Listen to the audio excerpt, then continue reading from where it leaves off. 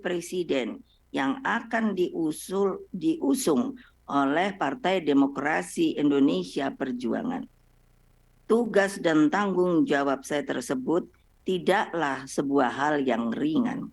Karena itulah saya gunakan seluruh akal budi dan mata hati saya dan pikiran.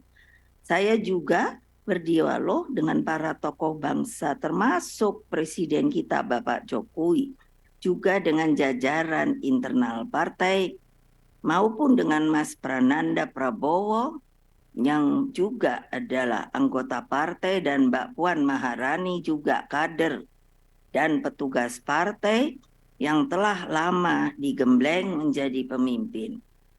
Saya mencermati bagaimana pendidikan politik dan kaderisasi kepemimpinan di Partai Demokrasi Indonesia Perjuangan mampu melahirkan begitu banyak pemimpin. Mereka diberi memegang tanggung jawab yang begitu besar bagi rakyat, bangsa, dan negara.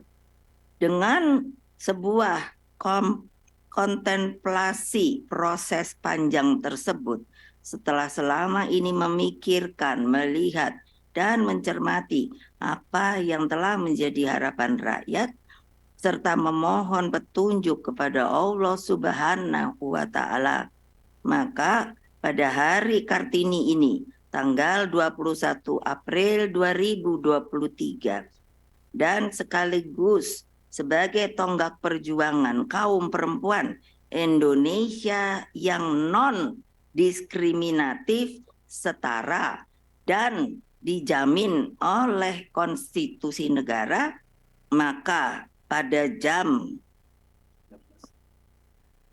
13.45 dengan mengucapkan Bismillahirrohmanirrohim, menetapkan Saudara Ganjar Pranowo sekarang adalah Gubernur Jawa Tengah sebagai kader dan petugas partai untuk ditingkatkan penugasannya sebagai calon Presiden Republik Indonesia dari Partai Demokrasi Indonesia Perjuangan.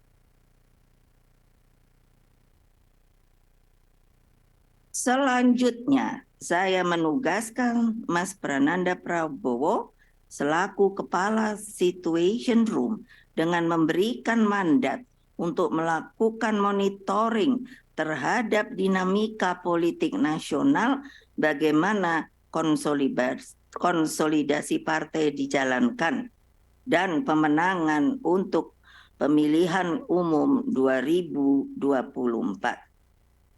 Demikian halnya dengan Mbak Puan Maharani, Ketua DPP Bidang Politik dan juga sekaligus Ketua DPR RI, setelah sebelumnya saya memberi tugas untuk bertemu secara rutin dengan Presiden Jokowi dan berdialog dengan para ketua umum partai politik, maka saya juga memberikan mandat penugasan kepada Mbak Puan Maharani untuk membentuk tim yang dibutuhkan guna memenangkan pemilihan presiden dan pemilihan legislatif tahun 2024. Saudara, kita akan lanjutkan perbincangan dengan Mas Yunarto Wijaya selaku Direktur Eksekutif Carta Politika.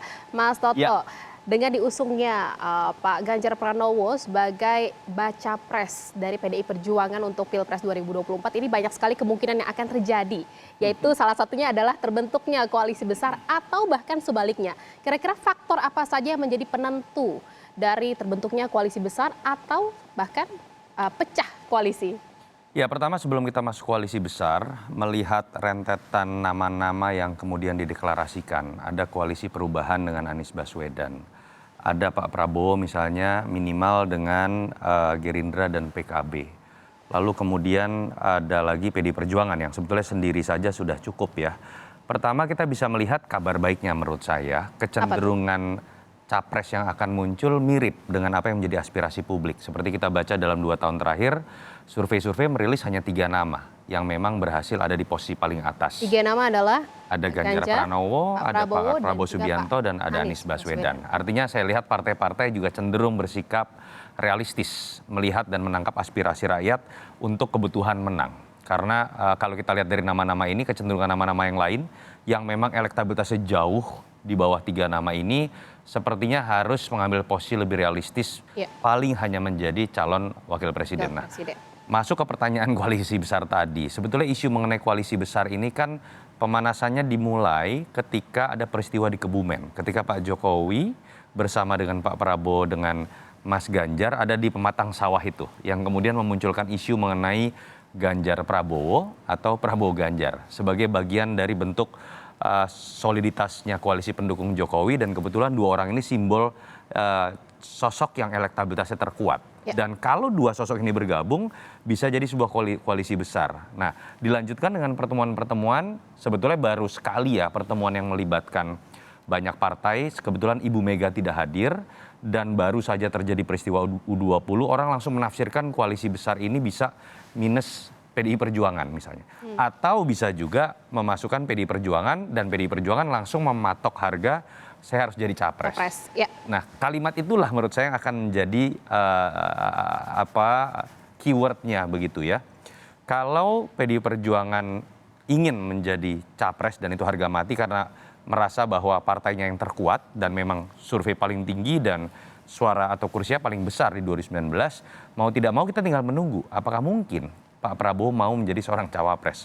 Kalau saat ini menurut saya agak sulit karena elektabilitas Pak Prabowo dengan Mas Ganjar saling berkejaran. Sehingga egonya pasti sama-sama ingin menjadi nomor 1. Artinya kita bisa saja melihat peluang ini terbuka kembali apabila dalam perjalanan 4-5 bulan ke depan menjelang pendaftaran ke KPU ada salah satu di antaranya yang elektabilitasnya jauh menjulang tinggi. Sehingga menyebabkan di antara Pak Prabowo atau Mas Ganjar ini akan realistis untuk menjadi sosok cawapres. Dan saya melihat harga mati ini kan sudah ditetapkan oleh PDI Perjuangan. Artinya kita akan menunggu Pak Prabowo dalam perkembangan ke depan apakah bisa mempertahankan elektabilitasnya sehingga jadi modal cukup buat dia untuk menetapkan dirinya menjadi capres. Jadi memang kuncinya jika memang kemungkinan tim koalisi besar atau koalisi besar ini terbentuk adalah tergantung elektabilitasnya Pak Ganjar Pranowo. Pada akhirnya akan bermuara pada elektabilitas. Baik, terima kasih atas bincang-bincangnya Mas Yunarto Wijaya selaku Direktur Eksekutif Carta Politika atas bincang-bincangnya di Breaking News Kompas TV siang hari ini. Terima kasih. Terima kasih. Salam Selamat sehat. Siang, salam sehat. Dan saudara, demikian Breaking News Kompas TV. Saya Jihan Novita pamit undur diri. Terima kasih. Sampai jumpa.